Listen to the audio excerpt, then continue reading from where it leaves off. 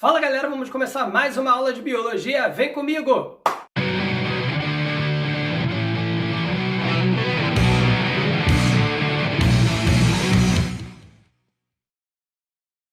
Olá meus queridos, espero que o dia de vocês esteja sendo maravilhoso e vai ficar melhor agora com essa aula de histologia. Antes de começar essa aula, eu queria pedir para você curtir, compartilhar esse vídeo com seus amigos, para todo mundo que quer aprender um pouquinho mais sobre esse assunto ou que precisa aprender um pouquinho mais sobre esse assunto, beleza? Vamos com tudo. Nosso corpo é formado por células e existem muitas células diferentes, cada uma com uma função diferente. No nosso corpo, uma célula sozinha não consegue fazer muita coisa. É necessário que ela se una com outras células que fazem um trabalho parecido com o dela ou complementar para que assim alguma coisa aconteça no nosso corpo. Então, unindo células, nós formamos ali o que a gente chama de tecidos. E, na verdade, os tecidos, quando unidos também, vão formando outras estruturas mais complexas, como órgãos, e esses órgãos vão formando sistemas, enfim, assim a gente tem o nosso corpão todo bonitão lá, ok?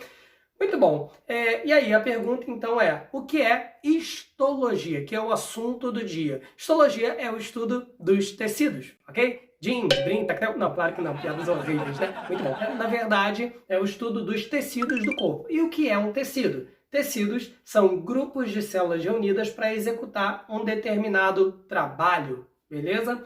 Bem, nós temos alguns tecidos diferentes no nosso corpo. Basicamente, 4 tecidos você precisa conhecer. O tecido epitelial, o tecido nervoso, o tecido muscular e o tecido conjuntivo, sendo que o tecido conjuntivo se subdivide em outros tecidos, como, por exemplo, o tecido conjuntivo propriamente dito, o famoso TCPD, o tecido ósseo, o tecido cartilaginoso, tecido sanguíneo e o tecido adiposo, ok? A gente vai dar uma olhada em todos eles com calma, mas nesse momento eu quero apenas que você tenha essa visão geral de quais são os tecidos encontrados no corpo humano. Bem, antes da gente começar a falar dos tecidos em si, eu queria bater um papo rápido com vocês para falar um pouquinho sobre células-tronco. Essas células que vocês já ouviram falar diversas vezes, alguns já têm o conhecimento do que é a célula-tronco, outros ainda não. Então, vamos lá.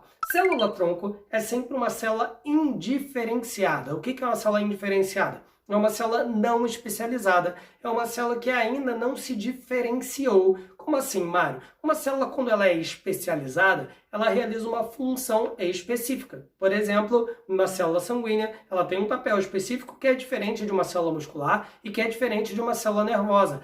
Agora, uma célula-tronco não tem essa função. Ela ainda não se diferenciou em uma célula sanguínea, em uma célula muscular, em uma célula nervosa. Então, na verdade, para que serve uma célula-tronco? Para se diferenciar em células que vão formar os tecidos, para se diferenciar em células com funções específicas. E através, então, de divisões celulares diversas, de muitas e muitas mitoses, essas células vão formando os tecidos do nosso corpo, vão regenerando os tecidos do corpo, vão promovendo o nosso crescimento. Algumas notas importantes sobre os tecidos. Primeiro, o número de células-tronco varia de tecido para tecido. É real, alguns tecidos, como o tecido epitelial, possuem um número muito grande de células-tronco. Por quê? Porque esse tecido está em regeneração constante. Por exemplo, quando você pensa numa célula epitelial, imagine que você foi à praia e você pegou aquele bronze sinistrão, só que você nem usou protetor solar nem nada. Como as suas células epiteliais ficaram? Tadinho, você atacou essas células. Muitas delas provavelmente morreram. Você vai precisar regenerar essas células. Sabe quando você se corta, por exemplo, e aquele tecido epitelial ali que cobre a pele, ele é rompido? Então, aquele tecido ele tem que se regenerar. Sabe quando você tem uma perfuração e a parede de um vaso sanguíneo é rompida? Então, aquela parede do vaso sanguíneo também é formada de tecido epitelial e tem que se regenerar para você não ficar sangrando até a morte, ok? Muito bom. Mais outros tecidos, como o tecido muscular e o tecido nervoso, esses já não se regeneram com facilidade. Por quê? Porque não tem células-tronco em abundância. Por exemplo, se o indivíduo sofreu um acidente e teve uma lesão na medula espinhal, ele provavelmente teve morte de algumas células neuronais, de alguns neurônios do tecido nervoso, e a informação de comunicação entre o seu cérebro e a sua musculatura não vai ser passada. Daí o indivíduo, por exemplo, ele pode ficar paraplégico após um acidente desse, porque não há regeneração de tecido nervoso, ok? Isso de um modo geral, tá, gente? É óbvio que existem exceções. As células-tronco, elas podem também ser de alguns tipos. Eu gostaria que a gente, logo de cara, diferenciasse. Tem células-tronco que são embrionárias, e como o nome já sugere, onde é que a gente encontra? No embrião, tá? Nos primeiros estágios embrionários, principalmente ali no que a gente chama de blastocisto, uma fase de desenvolvimento embrionário, a fase de blástula. Nessa fase embrionária, na blástula, existe uma região embrionária chamada de embrioblasto ou nó embrionário, que é onde a gente encontra as células-tronco embrionárias em si. Um detalhe é que essas células-tronco embrionárias, elas são totipotentes, elas podem originar qualquer tipo celular. Por que elas precisam ser totipotentes? Porque elas estão no embrião, e o embrião vai dar origem a todos os outros tecidos do corpo. Logo, elas precisam ter essa capacidade. Além das células-tronco embrionárias, nós temos também as células-tronco adultas. As células-tronco adultas já não são totipotentes, tá? Você tem ali algumas que são unipotentes, que podem originar um único tipo celular. Você tem aquelas que são pluripotentes, que podem originar vários tipos celulares, porém não todos, ok? E, além das células-tronco embrionárias e das adultas, hoje em dia, temos também o que nós chamamos de células-tronco induzidas, também chamadas de células-tronco de pluripotência induzida, IPS. Essas células-tronco nós conseguimos fabricar em laboratório. A gente pega uma célula diferenciada já e consegue, através de uma reprogramação genética dessa célula, induzir ela a se tornar uma célula-tronco novamente. Isso é super importante porque a gente pode usar essas células-tronco induzidas para fazer terapias. Imagine que agora eu posso pegar uma célula diferenciada de um indivíduo e posso induzir essa célula a virar uma célula-tronco e usar esta mesma célula-tronco neste mesmo indivíduo para uma terapia gênica. Mário, mas eu não posso pegar uma célula-tronco induzida, que foi produzida a partir da célula de um outro indivíduo, e colocar neste meu paciente? Isso seria complicado, porque você pode gerar ali uma rejeição imunológica. O ideal é que você use, então, uma célula-tronco que foi produzida a partir de uma célula diferenciada do próprio indivíduo, ok? Chegamos, então, no nosso primeiro tecido, o tecido epitelial.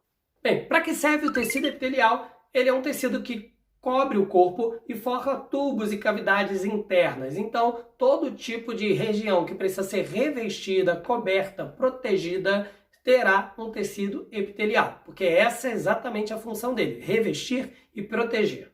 Bem, todo tecido tem suas características, e quais são as principais características de um tecido epitelial? Primeiro, é formado por células justapostas. O que são células justapostas? São células que ficam ali grudadinhas umas nas outras. Por quê? Se é um tecido de proteção, não tem lógica existir espaço entre as células. Qualquer micro-organismo, por exemplo, poderia invadir aquela região que está coberta por aquele tecido epitelial se as células fossem afastadas. Então, não, elas têm que ficar grudadinhas para formar um barreirão ali, ninguém ultrapassar, tá bom? Mas essas células também têm uma outra característica interessante: pouca substância intercelular. O que é intercelular? É entre as células, tá? Então, só para fazer um comparativo, quando você pensa no sangue, num tecido sanguíneo, você pensa lá, o sangue, você tem várias células, mas essas células não ficam grudadinhas umas nas outras. Por quê? Tem bastante substância intercelular, que é o plasma sanguíneo, nesse caso, tá bom? Então, essas células não vão ficar ali grudadinhas. É diferente. Como as células do tecido epitelial são justapostas, não pode ter muita substância entre elas, tá? Muita substância intercelular. Além disso, é um tecido avascularizado. A, prefixo de negação, avascularizado, então, é aquele que não tem vasos sanguíneos. Mário, mas se não tem vasos sanguíneos, como assim eu corto a minha pele e sangra? Cuidado, a pele não é um tecido epitelial. A pele é um órgão, aliás, o maior órgão do corpo humano. E na pele, nesse órgão, tem vários tecidos, tá? Inclusive o tecido epitelial, que é a parte superficial da pele que a gente conhece como epiderme, tá bom? Só para você ter uma noção, temos aqui nesta imagem a epiderme e logo abaixo a derme, que é um tecido conjuntivo. Separando essas duas camadas, a gente tem o que a gente chama de lâmina basal, lâmina que fica na base ali do tecido epitelial.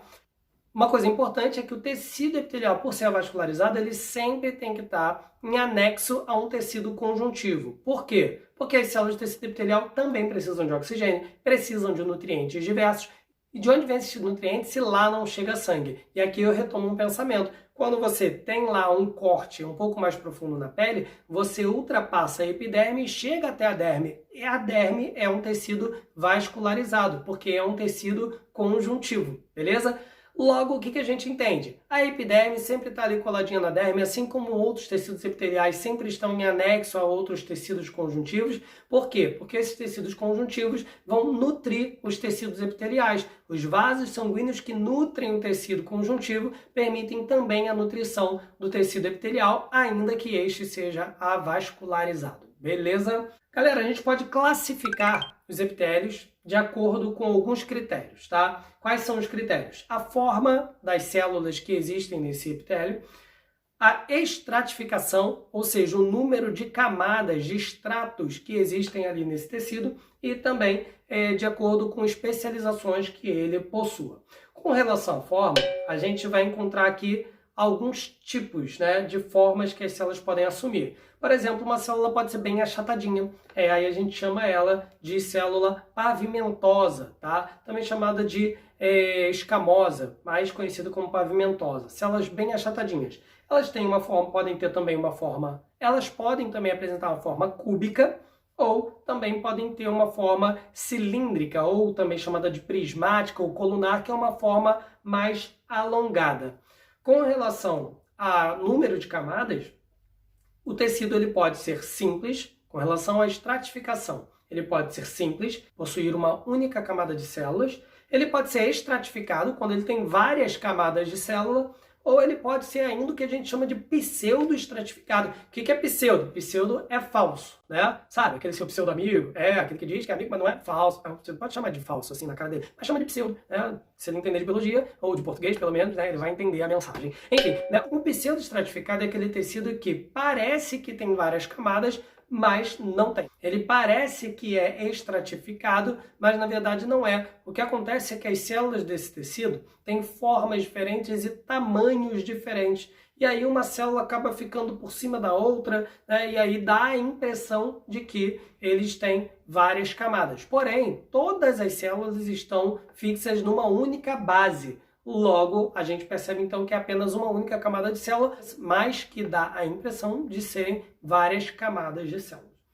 Com relação às especializações, a gente encontra ali, por exemplo, microvilosidades, que são dobras da membrana plasmática, muito comum em tecidos em que você precisa ter uma maior absorção, uma maior superfície de contato. E temos também cílios que podem se movimentar e com isso ajudar a célula a cumprir a função dela.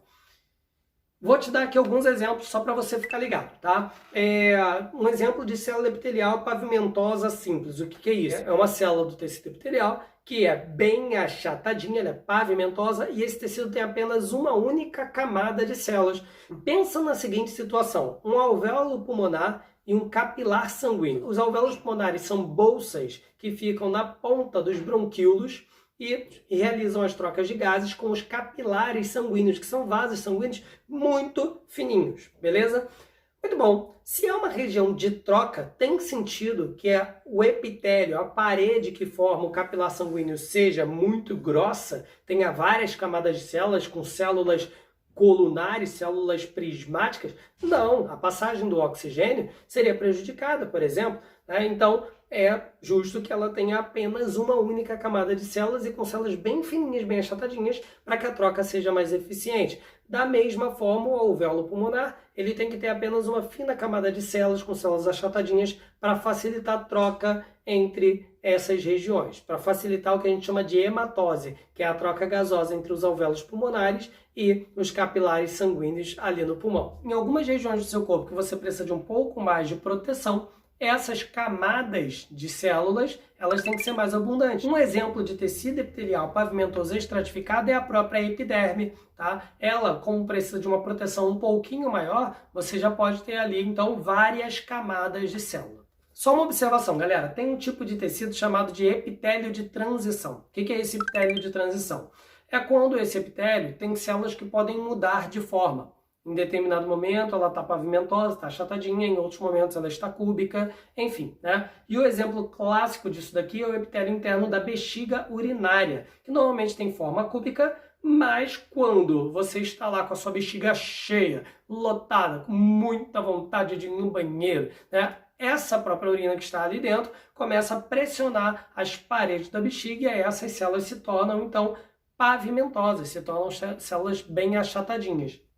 Agora, com relação às especializações, aqui eu tenho um exemplo de células ciliadas do epitélio da traqueia, tá? Então, nesta região, você precisa ter bastante movimentação de muco, filtração de partículas que chegam até ali, e esses cílios que formam ali o epitélio da traqueia são fundamentais. Um outro exemplo de especialização, como eu já citei, são as microvilosidades. E aqui nesta imagem a gente vê ali um pedaço do epitélio do duodeno. Para quem não lembra, o duodeno é a primeira porção do intestino delgado. E no intestino, o que a gente tem? Absorção. Além de terminar o processo digestivo, a gente vai ter a absorção de tudo aquilo que foi digerido. Logo, ter microvilosidades para aumentar a superfície de contato, aumentar a superfície de absorção, se torna extremamente importante. Beleza? Uma última informação sobre o tecido epitelial é que o tecido epitelial também pode ser um tecido de secreção. Como assim, Mário? Também chamado de tecido epitelial glandular. Para a gente conseguir entender isso muito bem, é importante a gente diferenciar dois tipos de glândulas. As glândulas endócrinas e as glândulas exócrinas. Qual é a diferença delas? Endo, o próprio nome já diz, para dentro, exo, fora. Mas dentro e fora do quê? Na verdade, glândulas são estruturas que produzem substâncias. E essas substâncias podem ser lançadas na corrente sanguínea, quando é uma glândula endócrina, ou podem ser lançadas fora da corrente sanguínea, quando eu estou falando de glândulas exócrinas. Então, para deixar bem amarradinho, uma glândula endócrina é aquela que elimina a sua secreção diretamente no sangue.